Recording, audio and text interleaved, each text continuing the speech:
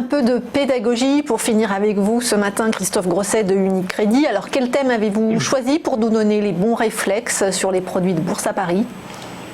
Alors, le premier des thèmes, c'est celui qui, en fait, on a reçu beaucoup d'appels au cours des 2 semaines écoulées sur l'évolution des produits de bourse lorsqu'il y a une annonce qui se produit. Donc, on profite de cette, de vos questions pour approfondir ce sujet. Alors, très concrètement, lorsqu'une société va publier des résultats, puisque c'est le cas auquel on s'est retrouvé confronté, qu'est-ce qui va se passer ? C'est que avant la publication du résultat, tendanciellement, la volatilité sur cette action va avoir tendance à augmenter.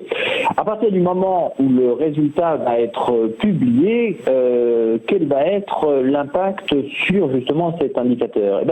C'est relativement intuitif, c'est-à-dire que la volatilité monte avant la publication du chiffre, puisque nous ne connaissons pas le chiffre. Une fois que le chiffre est publié, qu'il soit bon ou mauvais, de toute façon, il n'y a plus d'incertitude sur cette donnée. Donc, très concrètement, dans la majeure partie des cas, ce qui va se produire, c'est que nous allons assister à une baisse de la volatilité sur cet actif à partir du moment où le chiffre est publié. Dans quel cas quelles peuvent être les exceptions ? Les exceptions, ça va être clairement lorsque le chiffre qui va être effectivement publié va être très différent de celui auquel s'attendait le marché. Donc c'est notamment dans le cadre de résultats, c'est-à-dire si une action va publier des résultats bien meilleurs ou pires de l'estimation du marché, là il peut y avoir un mouvement. Alors si c'est une bonne surprise, généralement ça se traduit par un mouvement haussier qui n'est pas forcément très impactant en termes de volatilité, puisque lorsque les marchés montent, la volatilité elle tend quand même pas forcément à augmenter beaucoup.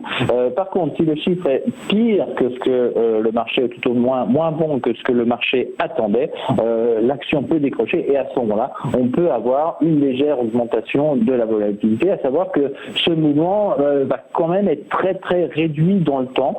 Donc on peut s'attendre que dans la demi-journée ou la journée qui suit, la volatilité va tout de même corriger et donc redescendre à un niveau plus normal pour cette action. Donc on le voit, ça va être il va falloir être relativement attentif lorsque l'on va se positionner sur une annonce. Donc les deux stratégies relativement simples, c'est où on se positionne de façon purement directionnelle, et là je dirais que c'est quand même un petit peu pile ou face, c'est-à-dire que on va estimer que le chiffre va être meilleur que l'action et que l'attente du marché. Dans ce cas-là, on va se positionner par exemple sur un turbo call, ou par contre on va estimer que le chiffre va être pire et on va se positionner avec un turbo put. Si on veut le faire avec des varants, une stratégie, ça va être plutôt d'utiliser des stability, puisqu'on le sait, le stability, qu'est-ce qui lui arrive ? C'est-à-dire que lorsque la volatilité baisse sur un actif, son prix s'améliore de façon mécanique. Donc en choisissant des stability avec des bornes hautes et des bornes basses relativement amples, on va pouvoir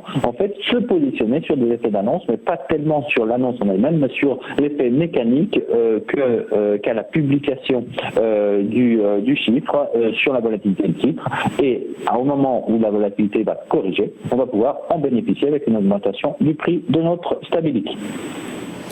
Merci Christophe Grosset pour ces précieux conseils. Je le rappelle, vous êtes responsable des produits de bourse chez Unicredit.